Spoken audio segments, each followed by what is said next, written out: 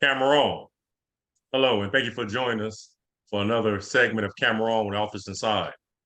Today, I have a special guest, another brother in the journey, and this person, he was like a youngster in our age group, man. But I respected this youngster because I saw his growth. You could tell he was a youngster that was very intelligent, and I saw his change, and he started taking life serious. You never know when someone's looking at you, observing you, and like I said, I observed this young man really turn it around. But before we get started and let him introduce himself, if you could push the like button and subscribe to receive notification if you want more content like this. So we're gonna get right to it. How you doing, young man? Introduce yourself to our viewers. Hey, what's going on, world? Yung Heem, go by the name of Yung Heem, do something to genocide. Uh, they know me as Raheem, my real name Raheem. Yeah, Uh, good. yeah, man, I'm an artist, independent artist, entrepreneur slash, marketing slash videographer slash edit edit video slash video treatment slash all of that. You feel me? We slash everything is a slash. Yeah, you got a whole lot of slashes going on. All Yeah, we right, got a young slash. King. That's 2023. It's about slash, and you got to put slashes to your name. That's That's what right. it's about. Now, podcast. I'm trying to get on your level, slash. You That's know what I'm right. saying? I I respect your entrepreneurship. Hey, Man. let's get right to it. Can you share with our viewers how long you was incarcerated? Yeah, so they ended up giving me 13 years with 85%, but I did like 10 years, 8 months off that. 10 years, 8 months, huh? Yeah, correct. Now, how long have you been home? I've been home now like 9 months.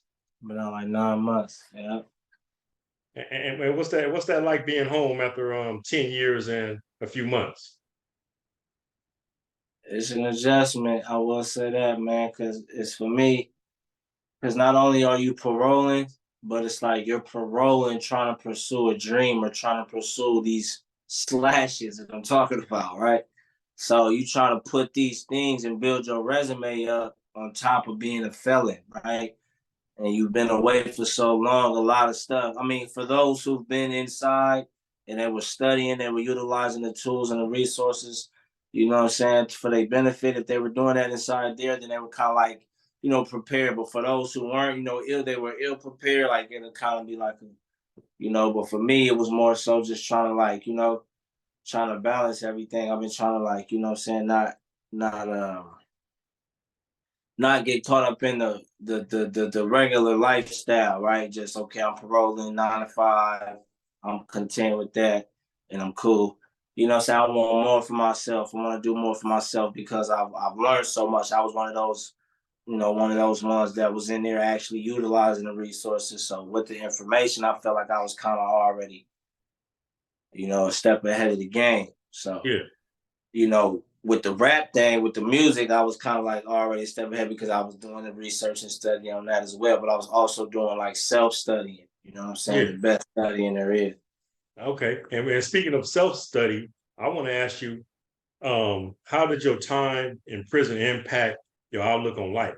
And not only that, what motivated you to change? Because I saw you when you start taking things a little bit more serious, and I don't know what caused that. What motivated you to change, and how did what impacted you? What was your outlook on life while you was incarcerated? Yeah. My main thing, man, was I don't know, kind of like like you seen my studies, man. As far as my religion, Islam, I was big on that. That was really like what really woke me up to a lot of things. As far as being mature and more responsible, right? And just so I realized there was a level of duty, a level of responsibility that was on my back. So it kind of like, I'm not gonna be in prison. And I start having those thoughts like you're not gonna be in prison for too much longer, this, that, and third. You're not a kid. You know what I'm saying? So as I took my religion serious, I took life serious, as I took God serious, I should say. You know what I'm saying? I took the creator serious and I took myself serious. And therefore I was able to take other things around me into consideration to potentially take it serious, you know what I'm saying? And then I decide whether I want to, you know, connect with people or whatever. But you know, that for the most part inside there, that's what it was for me. That really Islam really saved my life. So because I came young. So immediately my uncle who had life, he pretty much gave me that information. I chose to, you know what I'm saying, stick with it. Even my faults and everything, you know, of course we all, you know what I'm saying, have our up and downs, but you know what I'm saying, for the most part, I stuck with that.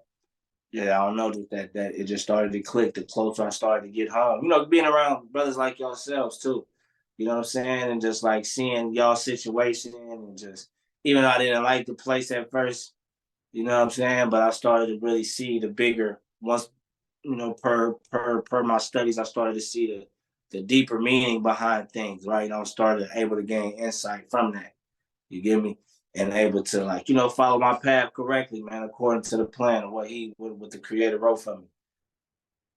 Yeah, and again, I want to applaud you for your change because, like I was saying, I witnessed it firsthand. But Man. could you share with our a bit about your personal journey as it relates to incarceration and how that journey changed your perspective or shaped your perspective like, towards average youth? Right. So man, that's it. For me, I'm gonna give you the summarized version. So real quick, man, Young, you know, Young Heem in my name, used under the genocide. It speaks to this, right? It speaks to mass incarceration. It really speaks about my story myself. I've been incarcerated, obviously, in and out the system pretty much since I was 12 years old. I'm 30 years old right now, right? So for me, it's like, you know, being in the system at a young age, being around the environments I was in, you know, you choose to kind of like, you know, do grown up things so called at an early age, and you begin to act mannish and you behave a certain way that leads you to, you know what I'm saying, these paths or whatever. But I was in the system, pretty much started going to juvenile hall. I was 12. I was on probation from 12 years old to 17. I didn't get off probation until I turned 17, obviously, and then but that's not counting, like I say, in and out violation, probation, ankle monitor, house arrest, blah, blah, blah, the whole nine. I didn't go to boot camp though. They never sent me to boot camp. But uh, uh, uh, long story short, basically, like I said, 18, I had got caught up, you know what I'm saying, in the county jail. I had caught, carrying a concealed weapon in Las Vegas. I got out 9 months for that. Then I caught the case we talking about right now. I was mentioning they gave me 13 years, right? So if you do the math and calculate that number, calculate all the numbers, all of that time up, that's at least equivalent to like I believe at least a good 20 some years. You feel me? So for me, man, it's like being in prison. That was another thing. Being in prison for so long, and then being in the system for so long, in the juvenile system, I was, what I'm saying, like being affected by that so long and so young. It helped me like really like I don't know, man. Unfortunately, I grew up in prison, man. I grew up in the system. You know what I'm saying? So for Yeah, me being young, you're forced to, it's either survive or it's either, what I'm saying, be a victim. You know what I'm saying? yeah. Uh, And I um, don't mean victim. I don't mean victim in the sense of somebody taking something from you or somebody harming you, but a victim of as far as thinking wise, like some people feeling, manipulative, people using you, things like that. You know what I'm saying? Young Heem, here at Office Aside, we aim at young people like yourself and average youth. If we're trying to catch them before they come make poor choices and come in prison, the mistakes we made, right?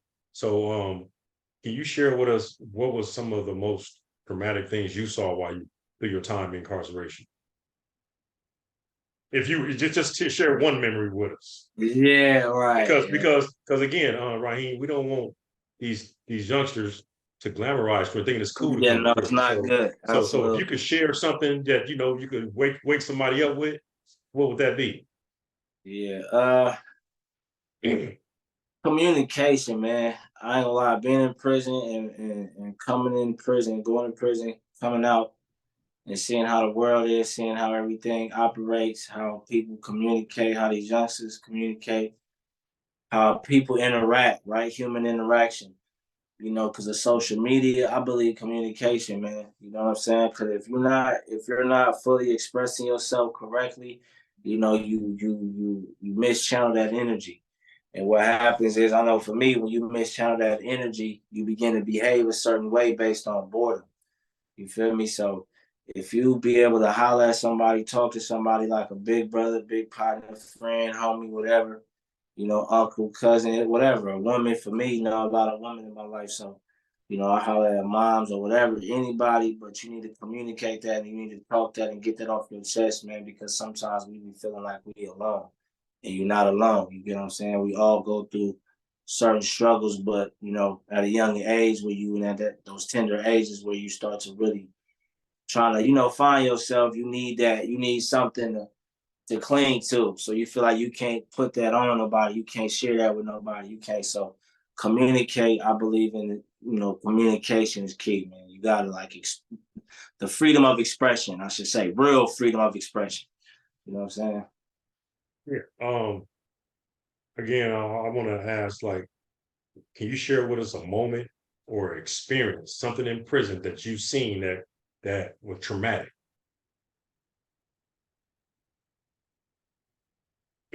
If you can say one, just touch on a little something on something that you've I'm gonna seen. say I think I was in I think the first 2 weeks was when I was in yeah, like the first 2 weeks, man, I was in reception pretty much. I pretty much seen somebody pretty much my neighbor get poked, pretty much get stabbed.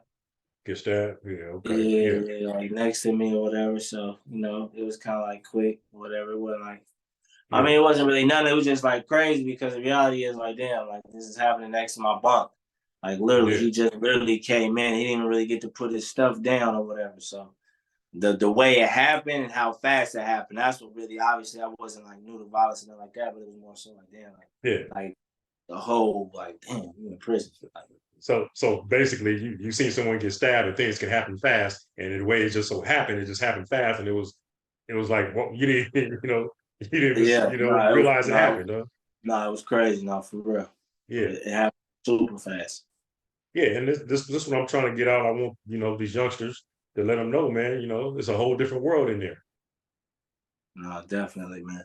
Yeah, it's not a place. It's not a place that a lot of people portray on TV. It's not. It's nothing like that, man. It's not. It's not fun.